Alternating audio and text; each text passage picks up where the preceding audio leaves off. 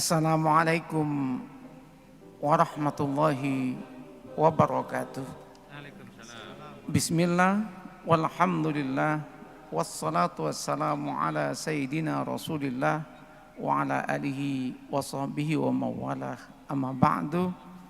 Yang sangat saya muliakan Bapak Rektor Universitas Islam Sunan Ampel Surabaya, Profesor Dr. Haji Masdar Hilmi beserta segenap wakil rektor dan segenap pegawai rektorat, Bapak Sekretaris Senat dan segenap anggota Senat serta Dewan Guru Besar yang juga saya muliakan, para dekan, wakil dekan dan segenap sivitas akademika yang berbahagia, hadirin hadirat rahimana wa rahimakumullah.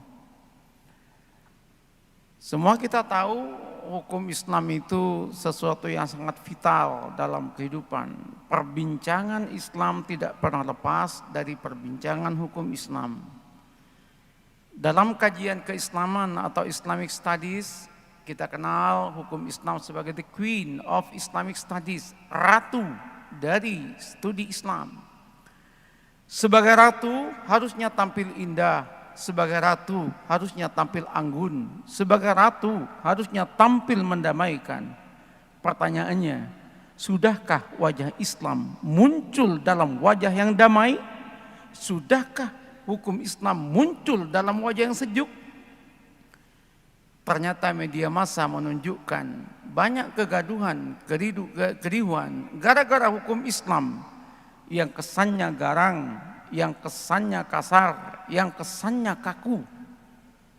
Semua tahu karakter hukum Islam, murunatus syariah, bahwa syariah itu fleksibel, fleksibilitinya itu bagus, elastisnya bagus, tahu. Bahwa hukum Islam itu adaptable, semua tahu. Tapi mengapa dalam level fakta kita temukan tidak selalu berdialog dengan kenyataan? Apa penyebab hukum Islam itu kemudian tampil garang? Berbagai kajian menunjukkan itu karena ada kepentingan politik, ada kepentingan ekonomi dan macam-macamnya. Tidak murni lagi sebagai sebuah kajian keislaman. Zaman ulama-ulama salaf ketika kekuasaan tidak banyak bermain, ketika politik tidak banyak mempengaruhi, Islam tampil dengan bagus, diskusi tampil dengan jantan, dan perbedaan pendapat adalah sesuatu yang biasa. Tapi kini perbedaan pendapat akan menjadi sesuatu yang memicu permusuhan dan kebencian. Kemudian apa yang menyebabkan ini? Ini yang paling penting untuk kita catat. Jawaban saya adalah memang karena ada pertarungan kekuasaan politik yang memanfaatkan manusia-manusia yang harusnya netral sebagai scholar, sebagai sarjana, sebagai ulama, kemudian tidak lagi netral. Hukum Islam tidak lagi muncul dalam watak aslinya, dalam wajah aslinya, dalam wajah yang damai. Bagaimana mengembalikan ini semua? Tidak ada jalan lain kecuali kembali kepada core message of Islamic law. Tidak ada jalan lain kecuali kita kembali kepada inti pesan dari hukum Islam itu, yang dalam kajian keislaman masuk dalam ranah maqasidus syariah. Alhamdulillah, kajian saat ini maqasidus syariah begitu ramai.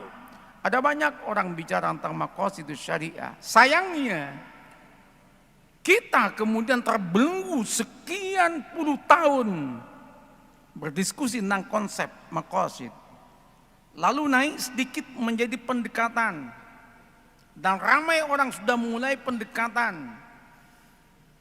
Dan yang terbaik dari pendekatan-pendekatan itu ada miliknya Yasser Arafat, namanya system approach, yang mengagendakan bahwa hukum Islam tidak bisa diam berdiri sendiri tanpa kita meletakkan dalam sebuah konteks, yang konteks itu berjalin kelindan satu dengan yang lainnya.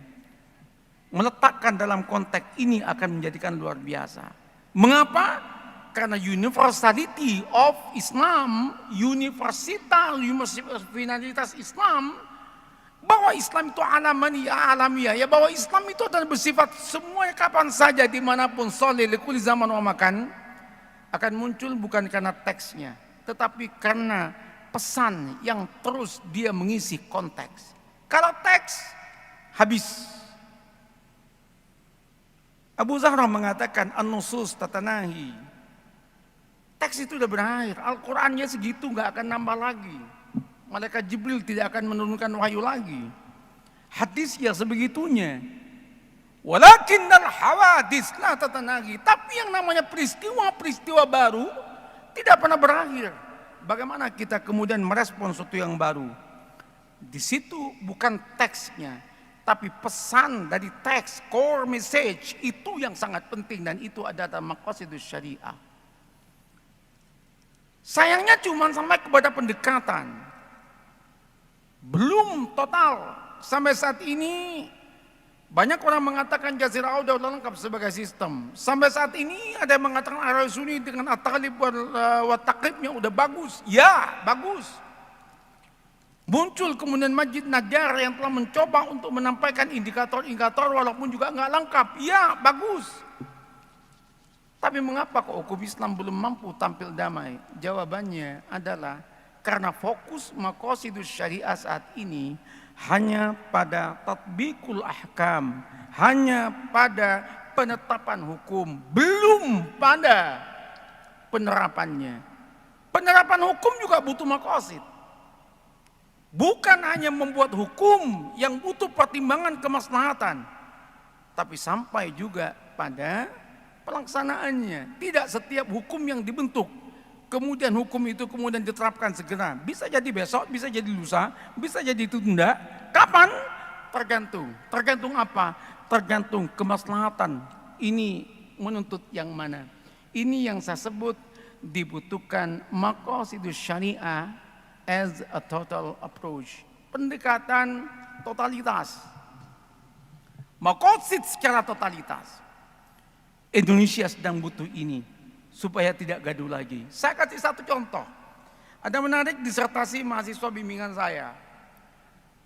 Tahanan teroris, apakah dibiarkan seperti saat ini itu kemudian berkumpul dengan tahanan-tahanan biasa? Karena memang tahanan kita tidak ada khusus tahanan teroris. Ternyata kalau dikumpulkan dengan tahanan biasa, tahanan yang teroris karena kadang baca Al-Quran dan kitabnya lebih fasih, dia menjadi imam dan dia kemudian ngajarin ngaji, serta dia tuh ngajarin juga hadis, tafsir. Akhirnya paham-paham terorismenya itu bisa dialirkan kepada narapidana yang lain. Maka ada ide bikin kemudian penjara khusus teroris. Maka ada pertimbangan lagi, kalau dibikin yang khusus teroris, bagaimana kemudian orang-orang teroris yang satu ruangan itu atau satu kelompok itu bersepakat untuk lebih gawat lagi keterorisannya. Ada masalah kemaslahatan. Ada masalah juga kemaslahatan yang kita membutuhkan comprehensive approach, a total approach. Dari mahasiswa bimbingan disertasi juga, 2 orang waria yang dikawin oleh orang, ada satu dikawin oleh orang besar.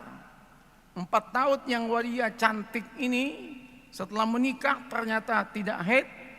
Dibawa dia kemudian ke rumah sakit Dr. Stomo, diperiksa, ternyata si waria ini kromosomnya adalah laki-laki.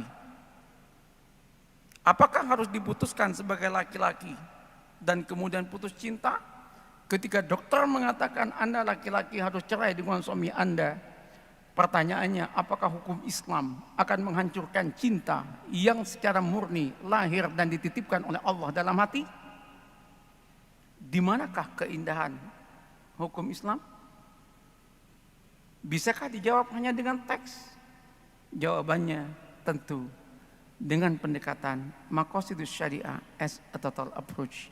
Ini yang saya ingin advokasi pada masa-masa kini dan masa yang akan datang. Itu yang dapat saya sampaikan dalam orasi ilmiah. Bagian akhir, gelar profesor ini adalah untuk kedua orang tua saya,